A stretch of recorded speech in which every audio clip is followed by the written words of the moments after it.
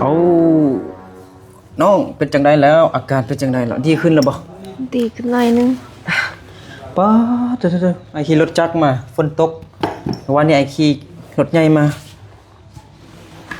แต่ว่าน้ำมันรถเบิดรถน้ำมันรถใหญ่หมด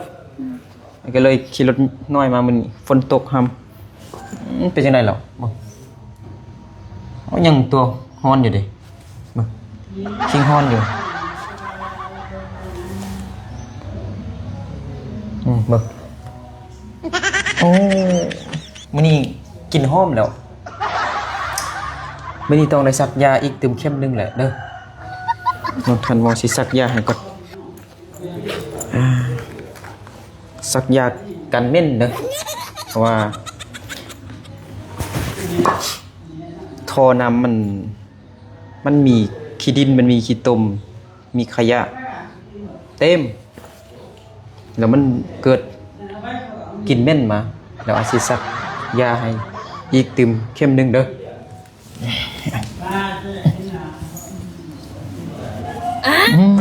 มึกมื้อนี้ละชื่นใจชื่นใจ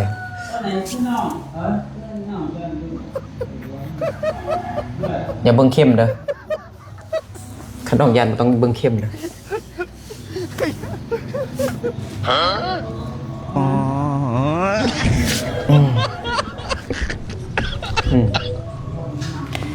ได้แล้วสักแต่เข็มเดียวมื้อนี้นะเป็น2เข็มแล้วแต่ว่าเป็นค่ากวดค่ายานี่ก็สิเพิ่มขึ้นอีกได้เด้อเมื่อวันนี้ไอ้รุดให้3 ล้านเนาะทั้งหมดมัน4 ล้านลดให้3 ล้านอย่าง1 ล้านมื้อนี้ไอ้เอาแต่1 ล้านเด้อค่าสักยาเด้อกินหอมเลยวันเบิ่งมาตายเด้อแข่งข้ากับ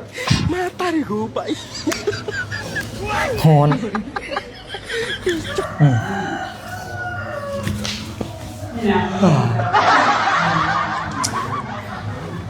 มันคือหนี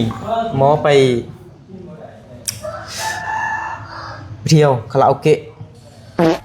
เดือนน้ำมูบ่ได้รับบ่ได้นอนเมื่อคืน